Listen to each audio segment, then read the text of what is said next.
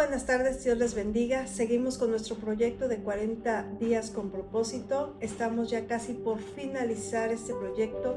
El día sábado vamos a tener un aposento aquí en la iglesia Ministerios Jesucristo Salva a las 10 de la mañana.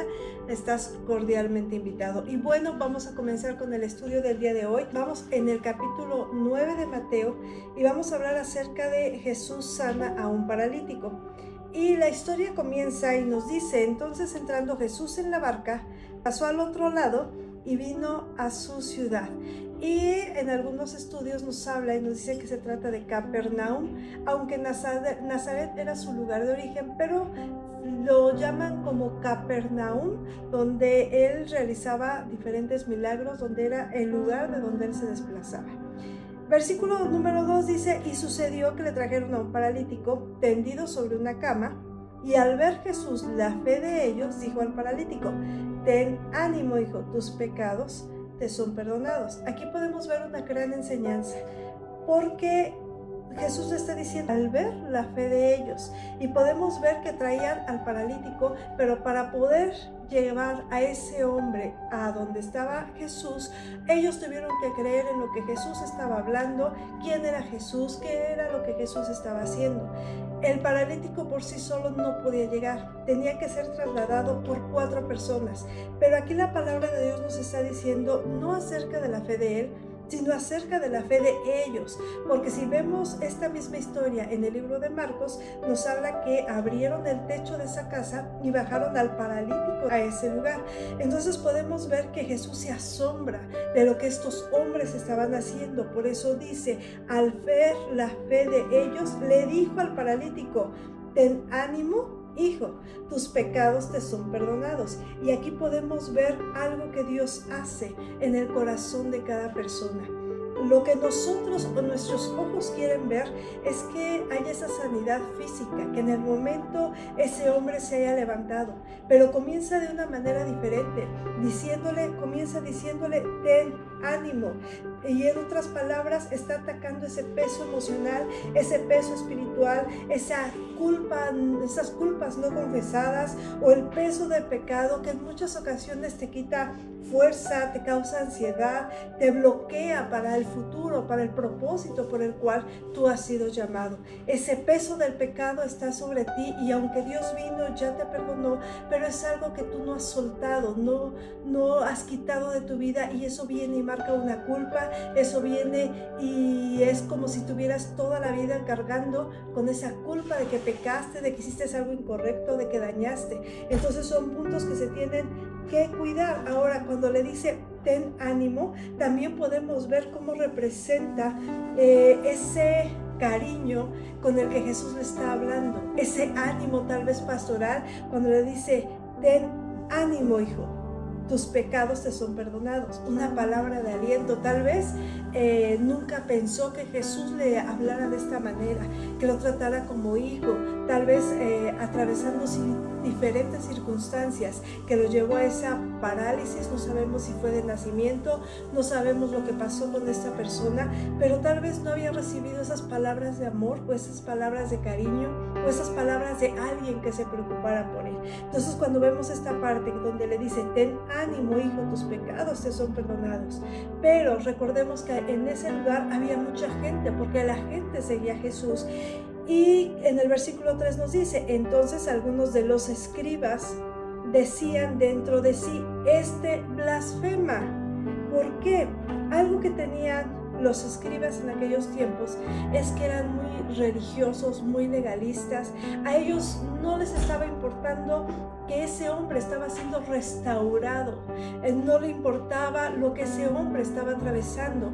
A ellos lo que les importaba que se cumpliera la ley conforme, no tanto como Moisés o como Dios lo había dicho, sino como ellos lo habían escrito, que no se perdiera nada. Entonces estaban enfocados en que se hiciera todo al pie de la letra, más que en la vida, en la restauración, en la salud de una persona.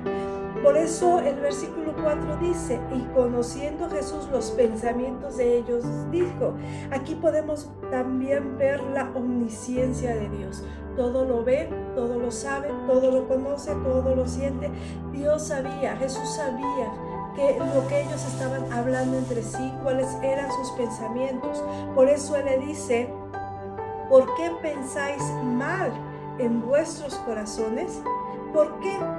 ¿Qué es más fácil decir, los pecados te son perdonados, o decir, levántate y anda? Es más fácil decir, levántate y anda, ¿verdad? Porque es algo que nuestros ojos pueden ver, porque es algo visible. Sin embargo, si le dicen, tus pecados te son perdonados, es algo invisible, es algo que ellos no pueden ver. Y otra parte que podemos ver, que en Isaías 43:25 nos habla de que solo Dios puede perdonar pecados. Para los escribas, según la ley, era una blasfemia y se castigaba con la muerte, con la lapidación. Para ellos era algo que no podía suceder. ¿Cómo un hombre puede venir a perdonar pecados si el único que perdona pecados es Dios?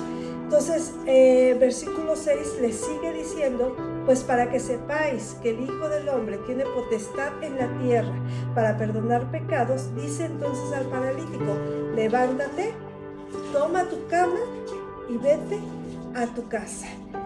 Qué tremendo, ¿verdad? Le está diciendo aquí, pues para que sepáis que el Hijo del Hombre, le está diciendo, tiene potestad para perdonar pecados, ¿verdad? Le está diciendo, cuando hablamos acerca del Hijo del Hombre, es el título autodesignado y algunos estudiadores dicen que es el favorito de Jesús, este título, Hijo de Hombre. En Daniel capítulo 7, versículo 13 y 14 podemos ver que es una figura celestial a la quien Dios le da dominio, gloria y un reino eterno. Qué tremenda esta situación, ¿verdad? Jesús está diciendo para que sepáis, les está dando una enseñanza de poder, de autoridad, que Él tiene esa autoridad así como para sanar a los enfermos, también para perdonar pecados. Algo que Dios quiere hacer es restaurar lo más profundo de nosotros. Dios podría venir y sanarnos de cualquier enfermedad que tú estés atravesando. Dios lo puede hacer en el instante, pero lo primero que Dios hace es transformarte por dentro, sanar tu alma, sanar tu corazón, aquellas heridas que tal vez vienes arrastrando de generación en generación, aquellas falta de perdón. Hay muchas situaciones que llegamos a pasar y que si nosotros no nos atrevemos a perdonar a aquellos que nos hicieron daño, es algo que venimos cargando y que no nos deja avanzar, que va a ser un tope para nuestro crecimiento espiritual. Entonces, cuando viene aquí Jesús y le habla de tal manera a este hombre paralítico, nos está enseñando que Dios primero quiere trabajar en nuestro interior para poder entonces disfrutar de la sanidad física tal vez que Dios nos quiera dar, de esa restauración familiar, de esa restauración financiera, porque nuestro corazón va a estar dispuesto, apto para disfrutar lo que Dios pone en nuestro camino. Y sigue diciendo, entonces él se levantó y se fue a su casa, y la gente al verlo se maravilló y glorificó a Dios que había dado tal potestad sobre los hombres. Cuando podemos ver aquí a Jesús que le dice, levántate, toma tu cama y vete a tu casa. Qué gran testimonio está dando este hombre. Este hombre que tuvo que llegar a los pies de Jesús por 4 personas que lo llevaron. Ahora él salía de pie, y no solamente él, sino llevando esa camilla donde él había sido llevado. Y esto nos habla también de lo que Dios hace en nosotros. Tal vez esa camilla antes representaba o era un símbolo de vergüenza, tal vez de dependencia, tal vez de una miseria espiritual, física que este hombre estaba atravesando, pero ahora se estaba convirtiendo en un triunfo de victoria, en el poder de Dios, en un testimonio para aquella gente que lo vio, que lo conoció, para su familia. Ese testimonio de un Dios que cambia tu historia, un testimonio de Dios que transforma tu vida física, que transforma tu vida espiritual. Algo diferente hay en ti. ¿Por qué? Porque tuviste un encuentro con Dios, ese Dios que cambia, ese Dios que transforma, ese Dios que renueva. Deja una enseñanza tremenda en esta historia, y podemos ver en todo este estudio acerca del libro de Mateo que precisamente en el capítulo 8 y el capítulo 9 nos habla de 10 milagros. Esos 10 milagros, en algunos es sanidad espiritual, como en este caso, en algunos es en la naturaleza, sanidad física. Dios nos viene hablando de esa autoridad que Dios tiene y que para Él no hay nada imposible. Dios puede hacer milagros que ni siquiera nosotros podemos comprender, desde levantar a un paralítico, sanar lo más íntimo, restaurarte de lo más profundo, darte lo que tú necesitas.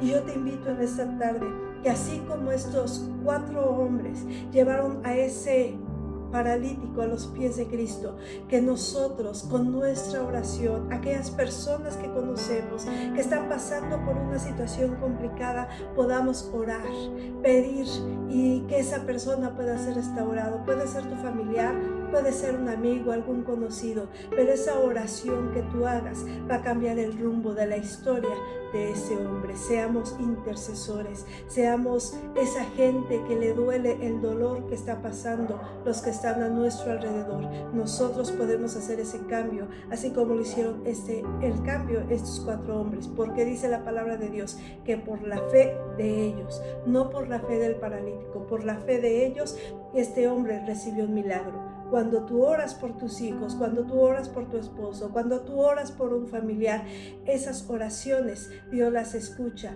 y puedes ver un milagro porque tú has creído. Dios te bendiga. Muchas gracias.